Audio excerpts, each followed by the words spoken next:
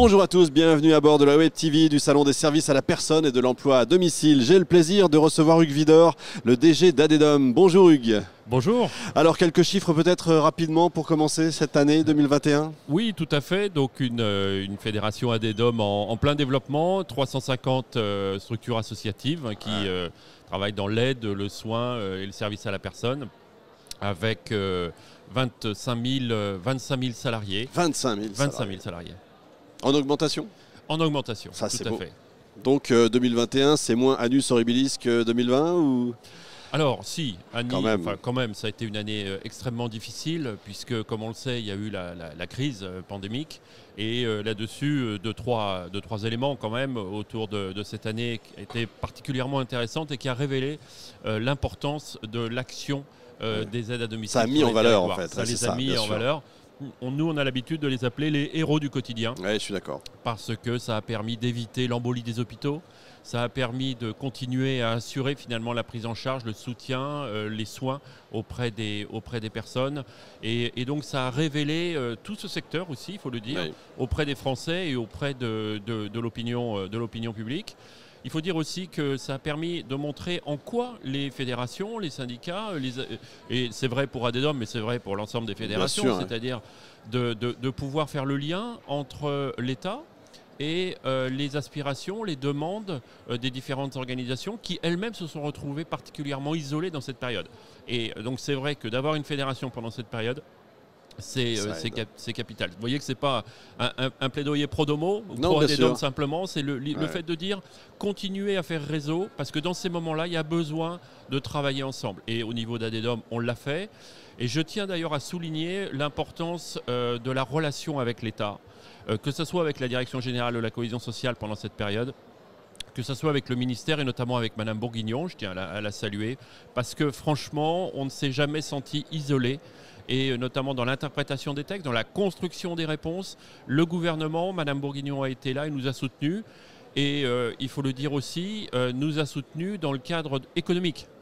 Si l'État ne nous avait pas soutenus comme il l'a fait, je ne suis pas sûr qu'aujourd'hui, on serait autour de cette table ensemble. Parce qu'il y aura eu des dégâts très importants dans nos structures.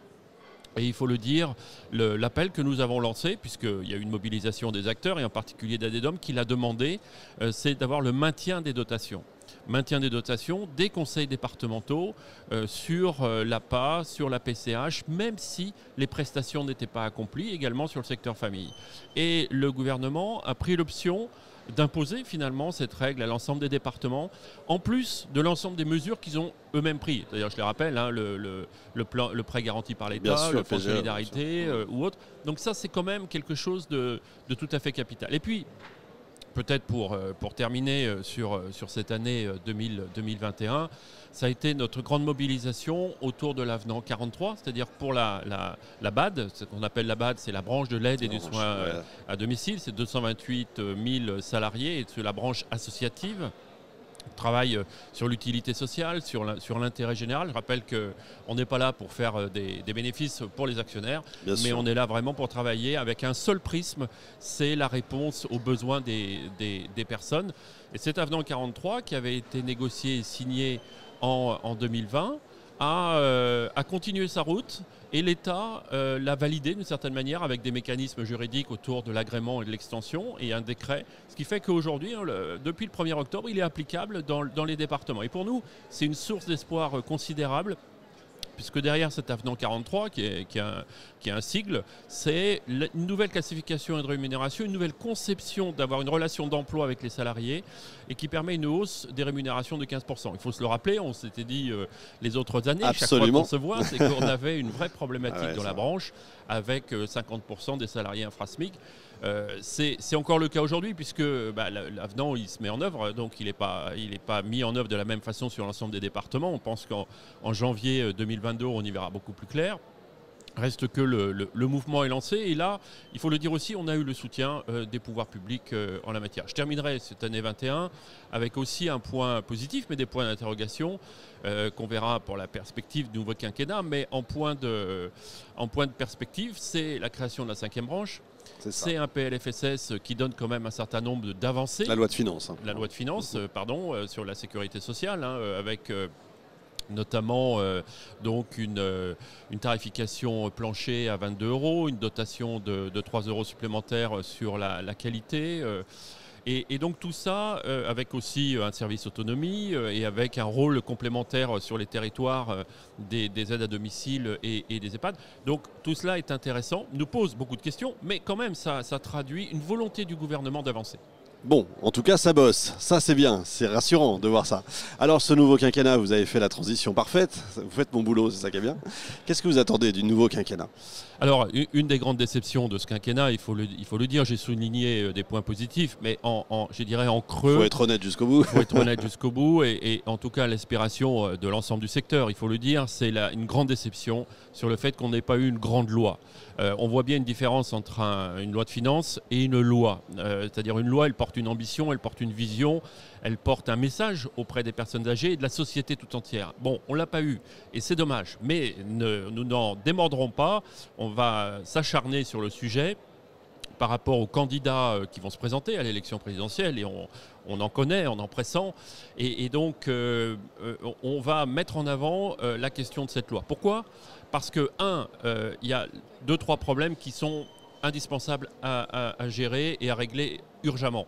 C'est la question du fléchage et de la trajectoire financière. C'est-à-dire qu'aujourd'hui, on n'a pas cette trajectoire financière à l'horizon 2030. On a une trajectoire financière à l'horizon 2024 avec 3,4 milliards, ce qui n'est pas suffisant par rapport aux besoins. Donc ça, c'est un premier point. Sachant que quand même, et ça c'est utile, on a un financement par la solidarité nationale. Et ça, pour ADEDOM, qui a défendu cette idée depuis le début, c'est une très belle avancée. Il reste que on n'est pas au rendez-vous de l'histoire par rapport aux besoins. Premier élément. Deuxième élément, sur la régulation entre l'État et les départements. Aujourd'hui, on a une iniquité de traitement dans les départements qui est absolument scandaleuse, il faut le dire. Donc il faut réguler le système. Pour réguler le système, il n'y a pas 36 moyens, il n'y en a qu'un. C'est l'État doit reprendre la main, d'une certaine manière. Or, c'est l'État qui va financer. Il n'y a qu'une façon de reprendre la main, c'est à travers l'opérateur, on va dire. L'opérateur est le gestionnaire politique de l'affaire, qui est la CNSA. Avec aujourd'hui Madame Monchamp qui fait un super boulot et qui est de dire il faut qu'on arrive à contractualiser entre l'État, c'est-à-dire la CNSA et les départements. On a des CPOM sur les territoires, il faut qu'il y ait des CPOM entre les départements et l'État s'ils veulent bénéficier des financements. À ce moment-là, il faut qu'ils traitent de façon équitable l'ensemble des personnes sur tous les territoires. C'est un scandale aujourd'hui. Troisième point, c'est la question de la révolution de l'offre. On en avait déjà parlé l'année dernière et les années d'avant. On a un vrai souci autour de la révolution de l'offre. La fédération ADEDOM a travaillé sur un New Deal qui est la nécessité d'avoir une offre de service qui soit à la hauteur des besoins. Et de ce point de vue-là, on le sait, il y a une vraie révolution à accomplir pour travailler sur la question de la coopération, du diagnostic et de regarder au niveau territorial comment apporter une réponse par rapport à la personne. Le prisme de la personne doit être le prisme principal. On n'est pas là pour faire un marché, on n'est pas là pour faire des affaires, on est là pour traiter les problèmes des personnes et des gens.